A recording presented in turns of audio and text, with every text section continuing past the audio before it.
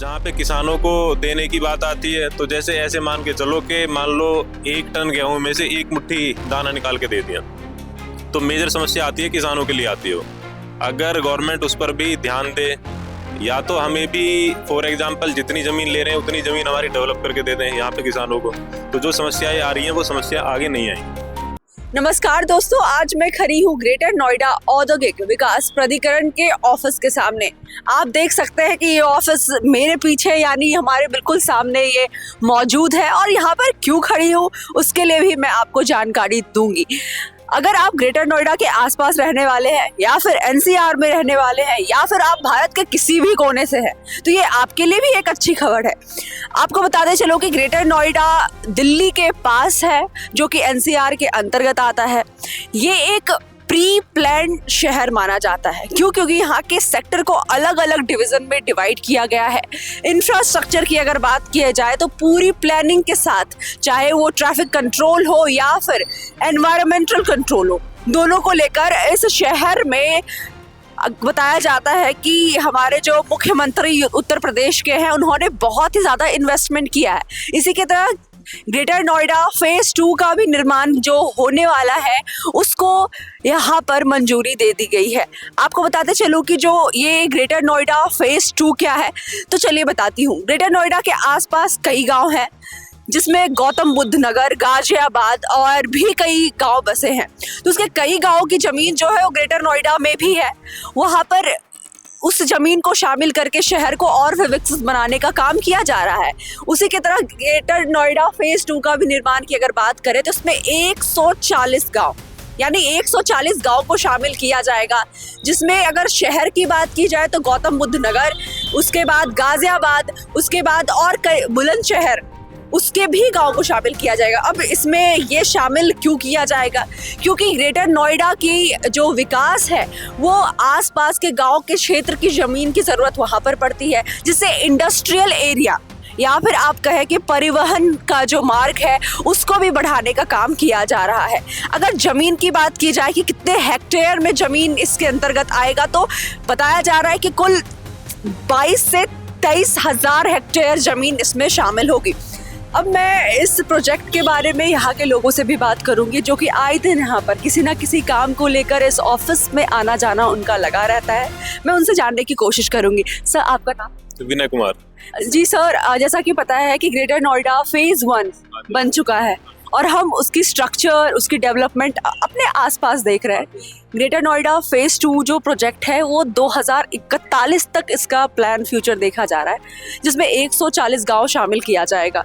Sir, आप इसके बारे में क्या फ्यूचर देख रहे हैं ग्रेटर नोएडा के लिए? एक्चुअल में क्या है ना मैम, फ्यूचर तो ठीक है यहाँ का। ग्रेटर नोएडा भी आप देखोगे, जैसे परी चौक है, एक्सपो मार्ट है, और इधर इकोटेक के थर्ड में इधर भी कंपनीज वगैरह आ रही हैं। लेकिन जो मेजर समस्या आती है ना, वो आती है किसानों की। एक्चुअल में क्या है ना कि अथॉरिटी तो बहुत महंगे दामों पर प्रॉपर्टी को बेचती है, जिसमें बिल्डरों को, उद्योगपतियों को, और जहाँ पे किसानों को देने की बात आती है तो जैसे ऐसे मान के चलो कि मान लो 1 टन गेहूं में से 1 मुट्ठी दाना निकाल के दे दिया, तो मेजर समस्या आती है किसानों के लिए आती है वो। अगर गवर्नमेंट उस पर भी ध्यान दे, या तो हमें भी फॉर एग्जांपल जितनी ज़मीन ले रहे हैं उतनी ज़मीन हमारी डेवलप करके दे दें यहाँ पे किसानों को, तो जो समस्याएं आ रही हैं वो समस्या आगे नहीं आएंगी।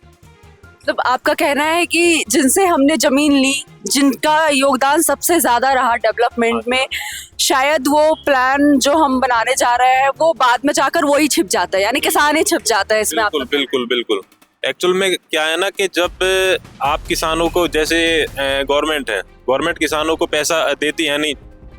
आपने फॉर एग्जांपल एक रोड कहीं से पास किया, आपको उसका कंस्ट्रक्शन कराना है गवर्नमेंट को, लेकिन आप किसानों को पैसा दोगे नहीं। अब किसान क्या करेगा? अथॉरिटी तो सुनेगी नहीं, किसान कोर्ट जाएगा, कोर्ट से स्टे मिल जाएगा, हाई कोर्ट से, तो डेवलपमेंट तो रुक गया ना। तो इससे मतलब शहर का विकास भी रुकता है और लोगों को भी परेशानी होती है। अगर किसानों की जो भागीदारी है उसे भी गवर्नमेंट अगर सुनिश्चित करे तो ये बहुत बढ़िया मतलब एक कदम रहेगा। Thank you so much sir, आपने रूट में जाकर इसकी जो बात है, जो हमें इन्फॉर्मेशन मिली थी वो हमने बताया है, और ये भी शायद मेरे चैनल के थ्रू आगे जाएगा और आगे भी लोग इसे देखेंगे। और ये जो हमारा मास्टर प्लान यानी ग्रेटर नोएडा फेज़ 2 है, उसमें ज़्यादा से ज़्यादा आसपास के किसानों पे भी ध्यान दिया जाए। सर, ग्रेटर नोएडा फेज़ 1 बनकर तैयार है, ग्रेटर नोएडा फेज़ 2 के लिए भी ऑफिस से ऑफिशियल मंजूरी दे दी गई है। क्या आपको लगता है कि जो आने वाले समय में ये प्रोजेक्ट सक्सेसफुल हो पाएगा? अगर हो पाएगा तो इससे आसपास के ग्रामीण लोगों को क्या फायदा मिलेगा? अब तक जो भी हो रहा है बेहतर ही हो रहा है, और क्या कहते हैं, ये एयरपोर्ट बन रहा है और जो भी अथॉरिटी कर रही है काम सब बढ़िया कर रही है। योगी सरकार जो भी कर रही है काम अच्छा कर रही है। सर, ग्रेटर नोएडा जैसी जगह अगर आप देखो, दिल्ली देखो, गुड़गांव आप जाओगे, उससे भी आगे बढ़ोगे, पर ग्रेटर नोएडा की जो इंफ्रास्ट्रक्चर है वो बाकी में प्री प्लान स्ट्रक्चर है। अगर आप एनवायरमेंटल इशूज़ को भी देखो तो यहाँ पर इतने सारे पेड़ पौधे लगा दिए गए हैं, और ट्रैफिक, सबसे ज़्यादा तो ट्रैफिक। सर, आने वाले टाइम में लगता है आपको कि यहाँ पर MNC कंपनियाँ भी आकर अपनी कंपनी को खोलेंगी ग्रेटर नोएडा के शहर के आसपास? बिल्कुल खोलेंगी, क्योंकि स्पेस काफ़ी है अभी यहाँ। जितना दिल्ली में कंजस्टेड है उतना है नहीं यहाँ। अभी काफ़ी स्पेस है, काफ़ी जगह है कंपनियों के लिए है, ट्रैफिक भी बहुत कम है, काफ़ी अच्छा है यहाँ पे ग्रेटर नोएडा। जैसा कि सर ने बताया, और thank you so much sir, कि ग्रेटर नोएडा अपने अपने पॉइंट ऑफ व्यू को लोगों ने रखा है, और ये ग्रेटर नोएडा फेज़ 2 प्रोजेक्ट में बार बार इस पे फोकस इसलिए करना चाह रही हूँ क्योंकि जिससे ग्रेटर नोएडा की विकास होगी, यहाँ के आसपास के लोगों को काफ़ी मदद मिलेगी। सर ने बताया कि इंटरनेशनल एयरपोर्ट मिलना ये एक दिनों की चीज़ नहीं है कि आपने एक प्रोजेक्ट शामिल किया या सरकार के सामने रखी वो पूरी हो जाए। इसके लिए महीनों, साल या फिर बहुत दिन लग जाता है, जिसमें कि गवर्नमेंट का बहुत बड़ा रोल होता है। और वाकई योगी गवर्नमेंट उत्तर प्रदेश के इस शहर के लिए काफ़ी इन्वेस्टमेंट कर रही है, और आने वाले समय में देखा जाएगा कि ये इन्वेस्टमेंट, ये प्रोजेक्ट कितना बड़ा तैयार होता है और इससे क्या मदद आसपास के ग्रामीणों को मिलती है। तब तक के लिए हमारे चैनल के साथ बने रहें, मैं फिर आऊँगी ऐसे ही कुछ कंटेंट के साथ। तब तक के लिए लाइक, शेयर और सब्सक्राइब करना ना भूलें।